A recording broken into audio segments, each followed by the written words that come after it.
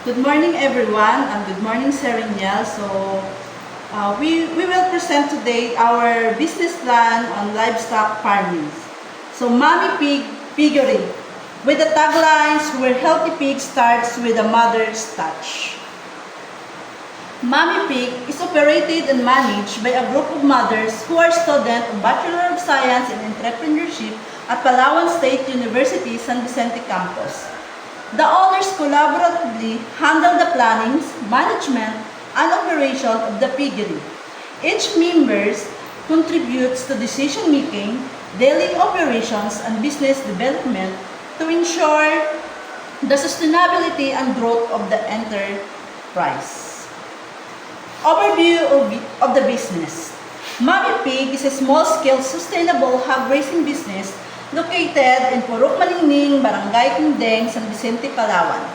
The piggery focuses on raising 30 white large pigs, a breed known for fast growth, efficient feed conservations, and high-quality meat. The farm's primary goal is to supply healthy, well-fed pigs to local meat vendors, lechon shops, restaurants, and households. By maintaining proper housing nutrition and biosecurity measures, the business ensures the pigs grow healthy and reach market weight efficiently.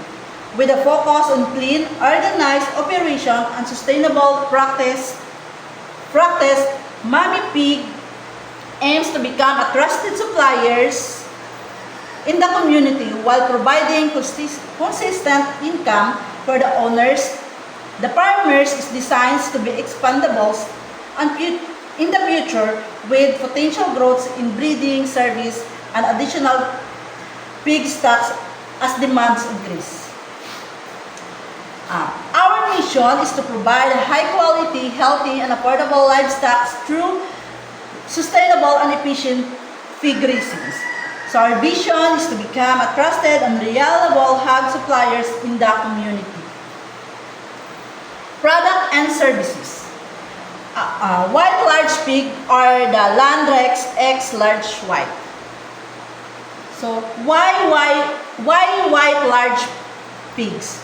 It is popular breed for commercial pork production due to its characteristic. So its fast growth. White large pigs are known for their rapid weight gain, which leads to quicker returns on investment. Efficient feed conversions. They are highly efficient in converting feed into weight, reducing feed cost per kilo of live weight. Quality meats. So, it produces lean and tender meat, which is ideal for the local market. Good reproductive traits. They are highly prolific and easy to manage, making them an ideal choice for the small-scale operation and aim to expand. Market analysis. So, industry overview. The hog raising industry in the San Vicente, Palawan remains active and essential to the local economy. Pork is one of the most consumed meats in the municipality, serving both locals, community, and the growing tourism sectors. With San Vicente increasing numbers of resorts, restaurants, and food-related businesses, especially in the areas like Port Barton, Poblacion, and the demand of fish porks remains strong and consistent. Local piggery, like Mommy Pig Piggery, have a competitive advantage because San Vicente imports a large portions of pork from nearby towns. This creates market gap that the local farms can fill, offering fresher, more accessible, and more affordable pork. Our target market is lechon shops, meat vendors, local household, resellers, restaurants, and eateries. Marketing plans. Marketing strategies. Marketing Pig will focus on supplying healthy and locally raised pigs to meet the needs of the community. The business will prioritize regular buyers such as meats vendor, restaurants, and lechons business. builds good relationship with the buyer, and ensuring consistent quality will help maintain repeat customer. Promotion will be done through Facebook post and direct coordination with local buyers. The business will highlight freshness, quality, and locally produced pork. Production or operation plan. The piggery designs to allow easy movement, proper ventilations, and cleanliness. Pig pens are arranged in row with adequate space of feeding. Cleaning and monitoring. Separate areas are provided for feed, storage, and waste disposal. Each pig is provided with approximately 1.5 square meters of space to ensure comfort, reduce stress, and promote high growth. Pens are made of concrete flooring with proper drainage. Feeding and nutrition plans. Mommy pig piggeries use commercial hog feeds to ensure proper nutrition, growth, and good meat quality. Clean drinking water is provided all the time. Starter feeds for piglets for 1 to 2 months old. Grower feeds for 2 to 4 months old. Finisher feeds for feeds nearing market weight with 2 to 4 months old. Supplements like vitamins and minerals. Water supplies, clean and fresh water is available at all times through water trucks. Risk assessment mitigations. Potential risk. Disease outbreaks such as African swine fever or ESF. Increase in feeds prices. Market price fluctuations of pork. For sanitation and waste management. Natural disasters such as floods and storms. Mitigation strategies. Implement strict biosecurity measures, regular cleanings, vaccination, and limited farm access. Purchase feeds in bulk and monitor feed efficiency to control costs.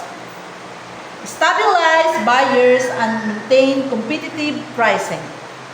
Follow proper waste management and sanitation practice. Prepare a contingency plan and maintain emergency funds.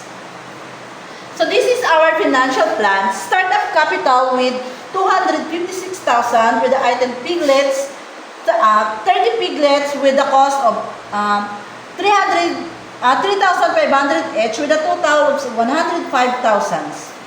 Pig pens constructions with a 30 pig pens with a 4,000 per pig pens with a total of 120,000. Water system like drum, pipes, and hose, 3 sets with a 1,800 per set with a total of 5,400. Tools and equipments, 3 sets with a 500 per sets with a total of 1,500. Permits and miscellaneous with 5,000 with a totals of 236,900. For monthly expenses, of feeds like starter, growers, and finishers, 1,200 kilos with 35 per kilos with a total of 40,200. Deworm like ivermectins, it is injectables, 2 times per cycles, 1 ml per dose, 2 bats with a unit cost of 420 with a total of 840. Vitamins, Bilamils or B-complex with 20 ml, 1 ml for 10 kilos body weight with 3 quantity of 3 and the unit cost of 450 with a total of 1,350. And others is the miscellaneous of 2,000 with a total of 44,390. It is for monthly expenses. The cash flow forecast for 12 months. So this is our cash for 12 months or for 2 cycles. In the per cycles is we have per of 1 to 2 months with a cash flow of 19,825. This is the starter feeds, vitamins, and other maintenances. For 2 months with 29,826, inclusion of the starter feeds, deworming, and vitamins. So for the 3rd months, 39,825 grower feeds, vitamins, and maintenance. For 4 months, 53,975 for finisher feeds and vitamins and maintenance. For 5 months, 78,270 for finisher feeds, vitamins, deworm, and it is preparation for saling. So for the 6 months is the cash inflow is 378,000 for 140 per kilo. Or the maximum the average of the 1 pig is 90 to 100 kilos times 140 per kilo. So the cash inflow is the 378,000 to 420,000. So the cash outflow is 221,724.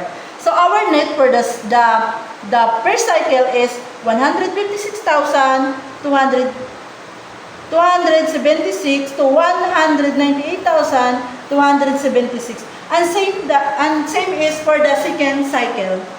So the summary and call to actions. Mommy Pig Piggery is a feasible and sustainable livestock project that address the growing demands for pork in San Vicente, Palawan.